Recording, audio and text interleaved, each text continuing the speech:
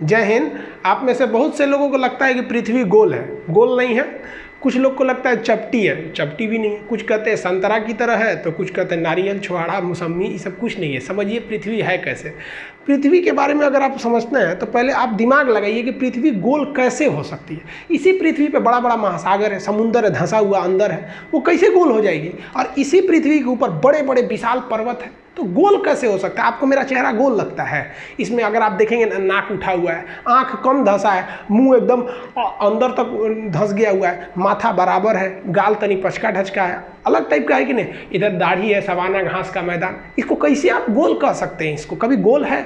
अगर आप पृथ्वी को गोल या फिर नारंगी संतरा कहते हैं, इसका मतलब आपके अंदर सोचने विचारने की क्षमता उतनी नहीं है। समझिए आखिर पृथ्वी है कैसे। इसको समझने के लिए आपको 20 करोड़ साल पहले जाना पड़ेगा।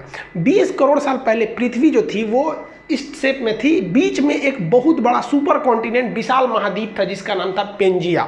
हम सब लोग उसी सुपर कॉन्टिनेंट के हिस्सा थे। एक ही महाद्वीप था, आज की तरह 7 महाद्वीप नहीं थे, और चारों ओर इसमें समुद्र था जिसका नाम था पेंथालासा। सुपर ओशियन का नाम पेंथालासा, सुपर कॉन्टिनेंट का नाम पेंजिया। एक ही महासागर, एक ही महाद्वीप थे। इन्हीं से टूट के कई महासागर बने और कई सारे महाद्वीप बने। वेगनर महोदय ने ही बताया था प्लेटो के मतलब महाद्वीपीय विस्थापन का सिद्धांत, कैसे कैसे ये जो पेंजिया महाद्वीप था ये टूट गया। यहाँ पर धीरे धीरे ये पेंजिया महाद्वीप ऐसे टूटना चालू हुआ, और जब पेंजिया टूटा ना तो इसके ऊपर का एक जो खंड था वो कहलाया लारेशिया, और नीचे वाला कहलाया गोंडवाना लैंड। और इन दोनों के बीच एक नए सागर का जन्म हो गया जिसे हम कहते थे तेथिस सागर। ये तेथिस सागर के जगह पे हिमालय खड़ा हो गया। जहाँ उस समय का सबसे गहरा सागर होता था तेथिस सागर, आज वहाँ हिमालय खड़ा हो गया। इसमें हम ये बेसिकली ये समझेंगे कि पृथ्वी की बनावट कैसी है। हम ये नहीं समझेंगे कि कौन सा जीव कब आया था, वो हम एक अलग वीडियो में बताएंगे कि कब इस पर डायनासोर आए, सरीसृप आए, मछली कब आए, कैसे इस पर पानी का विकास हो गया, कैसे आखिर जीव आया। आप सोचते हैं ना मुर्गी की पहले अंडा, ये सब टाइप का। तो अभी हम इस पे मेन फोकस किए कि पृथ्वी के शेप का डिजाइन कैसे बना इसका। तो ये ऊपर का भाग यहाँ पर हो गया, और अगर आप देखेंगे तो ये ऊपर का जितना भाग था इसको हम लोग लारेशिया या एक अलग नाम दे दिया गया अंगारा लैंड। तो आज के वक्त में जितने भी ऊपर में आप महाद्वीप देखेंगे, यहाँ उत्तरी अमेरिका देख लेंगे, यूरोप देख लेंगे, एशिया देखेंगे, तो ये सब उत्तरी ये अंगारा लैंड के हिस्सा थे सब, जिसे हम लोग लारेशिया भी कहते थे। और नीचे वाले जितने द्वीप हैं सब ये यहाँ पे आप देख रहे हैं, अफ्रीका, अंटार्कटिका, ऑस्ट्रेलिया। और उस वक्त तक भारत भी यहीं था। ये हिंदुस्तान दिख रहा है आपको, ये वाला है हिंदुस्तान। यहाँ पर भारत यहाँ से उठ के गया था, यहाँ पर ये तो इंडोनेशिया दिख रहा है, यहाँ से इस तरह से यहाँ से भारत गया था। तो नीचे वाले एरिया को हम लोग कहते हैं गोंडवाना लैंड। इसको हम लोग जम्बू द्वीप भी कहते हैं। वर्तमान में भले भारत उत्तरी भाग में है, लेकिन जब ये ओरिजिन किया था आज से लगभग वो 15 करोड़ साल पहले, तो उस वक्त 15 करोड़ साल, देखिए इसकी तो शुरुआत टूटने फूटने की हो गई थी 20 करोड़ साल पहले, लेकिन ये प्रक्रिया बहुत धीमी होती है। एक साल में केवल 5 सेंटीमीटर घसकता है। तो सोचिए ना, हजारों किलोमीटर घसक गया था तो कितना करोड़ साल लगेगा। तो ये धीरे धीरे भारत आया था। तो भारत शुरुआत में गोंडवाना लैंड या जम्बू द्वीप का हिस्सा था। कई करोड़ साल बाद धीरे धीरे महाद्वीपों अपने अस्तित्व में आना चालू हो गए सब। अगर आप ध्यान से देखेंगे तो यहाँ पर दक्षिणी अमेरिका बनने लगा है, ये उत्तरी अमेरिका लगभग बन गया, ये यूरोप और एशिया एक ही में थे। और यहाँ अफ्रीका में सटा हुआ था, यहाँ पर मेडागास्कर टूट गया, और इससे टूट गया यहाँ से हिंदुस्तान। ये इंडिया जो है, ये इंडिया अब इधर की ओर जाने लगा। जबकि ऊपर में जो चाइना है, रूस वाला भाग है, उसके नीचे अगर देखेंगे तो तेथिस सागर है ये, और ये भारत है। इन दोनों के बीच में आज भले हिमालय है, लेकिन एक समय था जब तेथिस सागर था। और उसके बाद यहाँ से भारत जाना चालू किया। आज से लगभग 7 करोड़ साल, 10 करोड़ साल, ऐसे धीरे धीरे कई करोड़ साल लगा। और उसको जाते जाते यहाँ से धीरे धीरे यहाँ से यहाँ घसका, फिर यहाँ घसका, तेथिस सागर खत्म करके यहाँ घसक गया यहाँ पर, और जाके अभी ये भारत यहाँ पर दिख रहा है। तो ये कभी जम्बू द्वीप और अफ्रीका के पास वहाँ का एरिया का हिस्सा था। और ये जब घसका ना, तो आगे वहाँ पर बैठा था पहले से यूरेशिया का प्लेट, जो चाइना तिब्बत का एरिया था, वहाँ पर ये जाके उससे टकरा गया। और टकराने के बाद भी रुका नहीं, उसे ढकेल ढकेल के ऊपर उठाने लगा।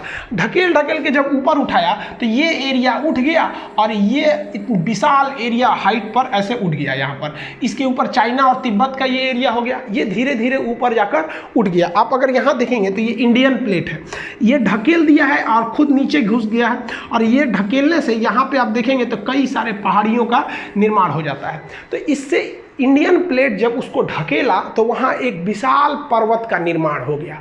जैसे जैसे अगर आप हाइट पर जाते हैं तो हाइट पर जाने से टेम्परेचर में गिरावट आती है। ये क्यों आती है ये अलग बताएंगे। 165 मीटर की अगर आप ऊंचाई पे चले जाएंगे तो 1 डिग्री सेल्सियस की कमी आ जाएगी। लगभग 1 किलोमीटर की ऊंचाई पे जाएंगे ना तो आप में 5 डिग्री सेल्सियस की कमी आ जाएगी। हिमालय पर्वत लगभग 9000 किलोमीटर है। अगर 9 × 45 देखेंगे तो 45 डिग्री सेंटीग्रेड तो ऐसे ही गिर जाएगा कोई भी चीज़ हिमालय।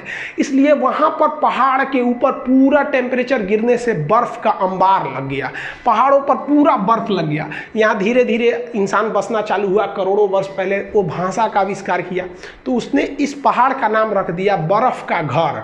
जिस तरह से पुस्तक का घर क्या होता है, घर को हिंदी में क्या कहते हैं, आलय।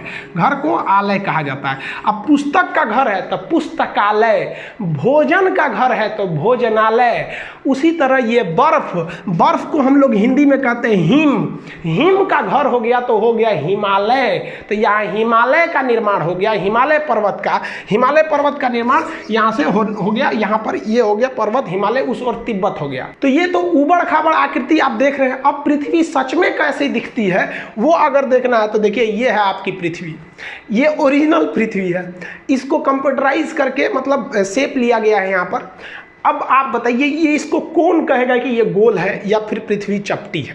पहले के ज़माने में लोग कहते थे पृथ्वी चपटी है, इसलिए वो दूर तक का सफ़र नहीं करते थे कि कहीं अचानक से गिर जाएंगे तब क्या होगा। ये बहुत प्राचीन काल की है। प्राचीन चीज़ को अभी से मत मिलाइए, वो उस वक्त उसी को सच माना जाता था और अभी के वक्त में वो सब सच नहीं है।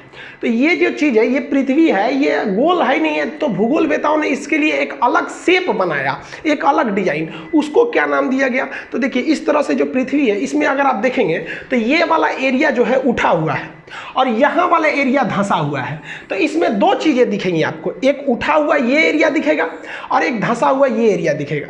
फिर यहाँ उठा हुआ है, फिर कहीं धंसा हुआ है। तो इसके लिए एक नियम बनाया गया जिसे हम एवरेज नियम कहते हैं। एवरेज नियम कहते हैं कि धंसा वाले से थोड़ा उठा के उठा हुआ से तनी सा नीचे करके, यानी इन दोनों के बीच में एक शेप ले जाते हैं। तो देखिए ये जो रेड लाइन गई है, ये रेड लाइन ये उठा हुआ से कम है और धंसा हुआ से ज़्यादा है। तो ये एवरेज लाइन जो खींच दिया गया है ना, ये एवरेज लाइन वाली आपकी आकृति गोल दिखती है।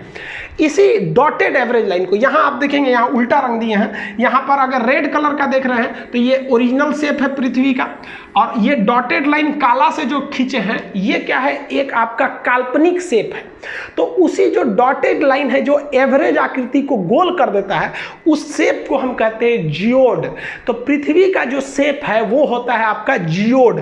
अब आप ये मत कहिएगा कि पृथ्वी का शेप जो होता है गोल होता है, ये जियोड होता है। यानी इसका एवरेज और ये यहाँ 20 से ले लेंगे तो गोल दिखने लगता है, तो आकृति हो गई जियोड।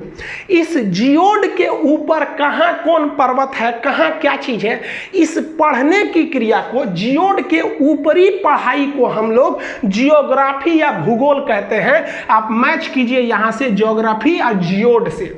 लेकिन इसी जियोड शेप को अंदरवा घुस के पढ़िएगा, भोंक भांक के अंदर घुस जाइएगा, बकोट वकोट के अंदर, कि ससुरा ज्वालामुखी कहां से आ रहा है, भूकंप कहां से आ रहा है, इसके अंदरवा घुस जाइएगा ना, तो जियोड के अंदर घुस के अध्ययन को हम लोग जियोलॉजी कहते हैं। भूगर्भ विज्ञान, जियोलॉजी, यानी ज्योग्राफी और जियोलॉजी दोनों जियोड में है। एगो ऊपर पढ़िए एगो अंदर पढ़िए। जूलॉजी मत सोचिएगा, ये तो जूलॉजी जेड डबल होता है जियोलॉजी वाला। ये तो डॉक्टर उगर पढ़ता है, इसमें भेड़ बकरी आदमी मानव ये सबको पढ़ा जाता है, बॉटनी में पेड़ पौधा को, तो जूलॉजी अलग है, जियोलॉजी होता है। तो पृथ्वी जियोड शेप का है। इस जियोड में आपको भूगर्भ विज्ञान में जूलॉजी पढ़ना होगा, ज्योग्राफी ऊपर वाले में। अब ज्योग्राफी में भी कई चीज आ गए, क्लाइमेट के बारे में पढ़ना है, क्लाइमेटोलॉजी, टोपोग्राफी, कई शेप आ जाते हैं, ओशनोग्राफी, इस सब में कई चीजें आ जाती हैं जो आगे दर पर्दा आपको पढ़ते रहना है। तो अब आप समझ गए होंगे कि ये हमारी पृथ्वी है और हम लोग को जो पढ़ाया गया है वो इस तरह से। अब ये 23.5 डिग्री झुकी है, इसका उत्तरी दक्षिणी ध्रुव क्या होता है, इसको समझने के लिए सबसे जरूरी ये चीज होता है आपको पृथ्वी के अंदर का ग्रिड समझना। ये ग्रिड बने होते हैं दो चीज से, अक्षांश देशांतर यानी लेटीट्यूड और लॉन्गिट्यूड। अगर आपको किसी जगह का लेटीट्यूड बता दिया जाएगा तो आप बता देंगे कोई भी लैटिट्यूड अगर आप दे दिया जाएगा, बता दीजिएगा कि वहाँ कितनी वर्षा होगी, कितना धूप आएगा, गर्मी का दिन कब आएगा, ठंडी का दिन कब आएगा, और लॉन्गिट्यूड दे दिया जाएगा अगर उसका किसी चीज़ का, तो आप वहाँ टाइमिंग बता देंगे कि क्या समय बन रहा है, क्या चीज़ है, वहाँ का क्लाइमेट A to Z में। तो ज्योग्राफी में किसी चीज़ को समझने के लिए इस सब चीज़ों का होना काफ़ी ज़्यादा ज़रूरी है, ये हम आपको बता देंगे। आई होप आप इसको तो समझ गए होंगे कि पृथ्वी गोल है या चपटी है, पृथ्वी जियोड है साइंस के हिसाब से। बाकी आप किसी पुरानी परंपरा को मानते हैं तो आप मानते रहिए, लेकिन ज्योग्राफी यही करता है कि भाई सब पृथ्वी जियोड है, जियोड से बना है ज्योग्राफी। अब एक सूचना आप ध्यान से समझिए, ये चीज़ें आप समझ गए ना। आज रात में मेरे मोबाइल पे एक मेल आया था, और वो मेल बेसिकली इसीलिए आया था कि मेरे चैनल को हैक किया जा सके, और कई चैनल हैक भी हुए हैं। आप अगर इधर देखिएगा तो कई टीचरों के भी चैनल हैक हो गए। कई लड़के हमें भी फ़ोन कर रहे हैं, सर यहाँ पे आप लोग भी उन टीचर के लिए, भाई जितने स्टूडेंट हैं आप लोग ट्विटर वगैरह पे उनके लिए करिए, क्योंकि कोई भी टीचर आपको यूट्यूब पर पढ़ा रहा है तो फ्री ऑफ कॉस्ट ही आपकी सेवा के लिए कर रहा है। लेकिन बहुत हैक होने का एक बड़ा टेंशन हो जाता है। वो तो हम अच्छा हुआ उस ईमेल का कोई रिप्लाई नहीं किए, उसकी भाषा से ही हम पकड़ लिए, एक दो शब्द थोड़े अलग टाइप के थे, वो किस भाषा, ना इंग्लिश था ना हिंदी था, और अजीब टाइप की भाषा थी, तो हमें लगा कि ये गड़बड़ है। लेकिन देखिए कभी ना कभी कुछ भी हो सकता है। हैक होने के बाद जिनका चैनल हैक हो गया है उनमें 90% संभावना है कि एक हफ्ते के अंदर आ जाता है, लेकिन इसकी कोई गारंटी थोड़ी आ जाता है, और एक हफ्ते तक आपको कोई सूचना भी नहीं दी जा सकती है। इसलिए एक दूसरा चैनल हम केवल बैकअप के लिए बनाए हैं, जिसका नाम है खान सर लाइव। इस चैनल का लिंक हम इसके डिस्क्रिप्शन में दे देंगे, आप उस चैनल को देख लीजिएगा। उस पर हम एक वीडियो डाल दिए हैं कि अभी चाइना से क्या इशू चल रहा है, चाइना के जहाज को किसने मार के गिरा दिया, और हमारा एक बहुत ही बढ़िया प्लान जिसको चाइना ने ध्वस्त कर दिया, लाओस को लेकर हमारा एक लुक ईस्ट पॉलिसी को तो चौपट कर दिया। आखिर ये क्या चीज़ है, आप उस चैनल पे देख लीजिए। उस चैनल को आप एज ए बैकअप या इमरजेंसी के लिए सब्सक्राइब करके रख लीजिएगा, उस पर भी इधर वीडियो देते रहेंगे, क्योंकि बड़ा जल्दी जल्दी हैक हो रहा है। और हम स्टूडेंट्स के लिए जो प्रोटेस्ट किए थे 5 दिन में, गवर्नमेंट जो थी वो 2017 से जो सोई थी उसको होश आ गया कि भाई लड़कों का एग्जाम भी लेना है। धड़ाधड़ एग्जाम का डेट आने लगा, SSC, रेलवे, हाँ सब स्टूडेंट्स को कहते हैं कि दुनिया भाड़ में जाए, लेकिन आप अपने अधिकार के लिए डटे रहिएगा। और जितने हमको तो लगता है कि भाई साहब जो हैकिंग हो रही है ये टीचर्स की क्यों हो रही है पता ही नहीं चल रहा है। हालांकि मोदी जी का भी चैनल हैक हो गया, हैकर्स को आप कुछ नहीं कर सकते, किसी को ब्लेम भी नहीं कर सकते। ये अमेरिका, जापान, रूस, उसके हैकर बड़ी खतरनाक होता है, सब इसी का पढ़ाई पड़ता है। तो आप लोग के लिए कह रहे हैं कि अगर बाय द वे हो गया तो आप उस चैनल पर हम आके आपको बताते रहेंगे जब तक कि ये वाला ना आए। भगवान ना करे कि आप लोग का ये चैनल हैक हो, किसी का ना हो हैक, क्योंकि बहुत मेहनत से आदमी आता है। आई होप आप इसको समझ गए होंगे। डिस्क्रिप्शन में उस चैनल का लिंक है, आप उसे देख लीजिएगा कि चाइना अभी क्या कर रहा है। मिलेंगे नेक्स्ट वीडियो में, तब तक के लिए जय हिंद।